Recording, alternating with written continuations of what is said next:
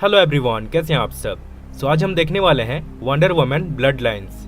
तो मूवी की शुरुआत में हम देखते हैं स्टीव ट्रेवर को, जो कुछ पैराडीमन से लड़ रहा होता है, पर इसी बीच उसका जेट क्रैश होकर सीधा समुद्र में जा गिरता है। लेकिन सही टाइम पर डायना यानी वंडर वुमन उसकी जान बचाकर उसे अपने थेमिस्करा में ले आती है, जहां एक मैजिकल पर्पल हीलिंग रे की मदद से उसको वापस हील कर दिया जाता है। लेकिन थेमिस्करा का एक रूल था कि बाहरी दुनिया के लोग या फिर मेंस को यहाँ अलाउड नहीं था, इसलिए स्टीव को पकड़ के वहाँ कैद कर दिया जाता है।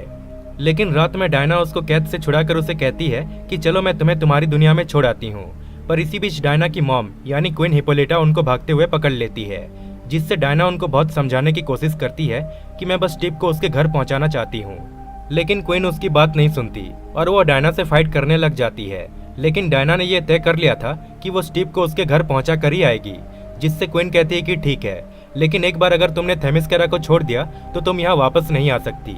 अब डायना के पास और कोई ऑप्शन भी नहीं था, इसलिए वो स्टीव को लेकर वाशिंगटन डीसी में चली जाती है, जहाँ उसको जूलिया नाम की एक आर्कियोलॉजिस्ट के घर में रखा जाता है। यहाँ हम देखते हैं कि जूलिया की एक बेटी भी होती है, वेनेसा, जो समय के साथ साथ डायना को हेट करने लगती है, क्योंकि उसकी मॉम डायना से काफी क्लोज होती जा रही थी। अब कुछ सालों के बाद वेनेसा बड़ी हो जाती है और डायना भी अपने पावर से शहर में क्राइम से फाइट करने लग जाती है। पर एक दिन जूलिया उसे बताती है कि वेनेसा कुछ इलीगल काम कर रही है।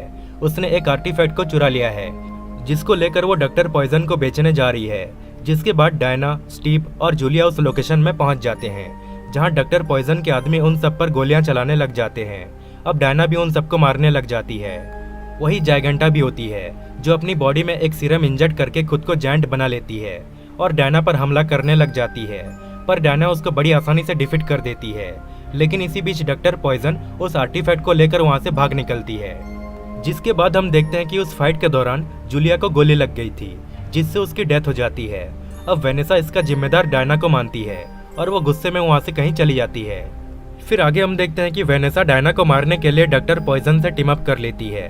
अब कुछ दिनों के बाद डायना को वेनेसा और डॉक्टर पॉइजन की लोकेशन पता चलती है, जिसके बाद वो स्टीव के साथ उस जगह पर पहुंच जाती है, जहां डॉक्टर पॉइजन एक प्रोटोटाइप वेपन को लेकर वहां से भाग जाती है।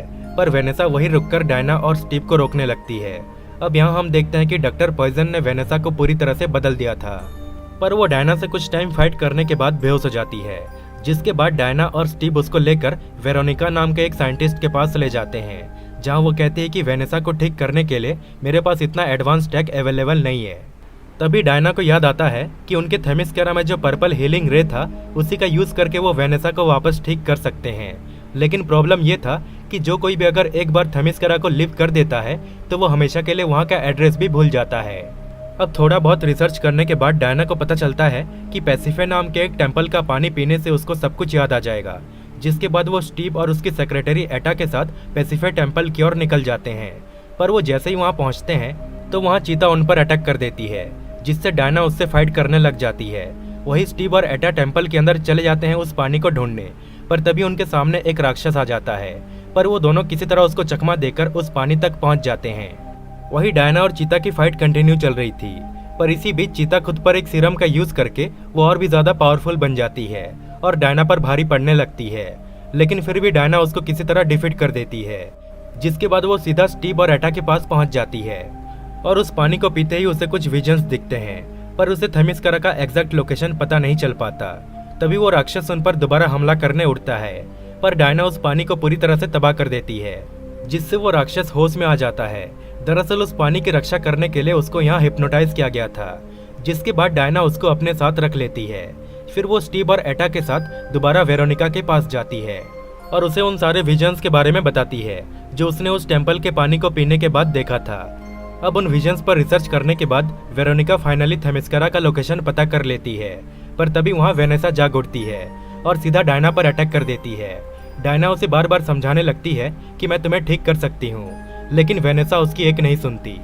पर कुछ टाइम फाइट करने के बाद वेनेसा अचानक वहाँ से भाग जाती है।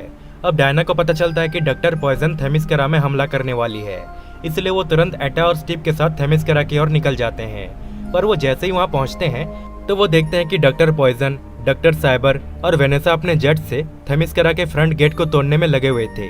इसी बीच वेनेसा जेट से निकलकर डायना के जेट पर अटैक कर देती है, जिससे डायना भी बाहर आकर उससे फाइट करने लग जाती है। वही हम देखते हैं डॉक्टर पॉइजन अपने उस प्रोटोटाइप वेपन को अपने जेट से रिलीज कर देती है, जिसमें से एक मॉन्स्टर निकलती है जिसका नाम होता है मेड्यूसा, जिसके बाद वो डॉक्टर पॉइजन और डॉक्टर साइबर के ऊपर ही हावी हो जाती है और उन दोनों को मार डालती है।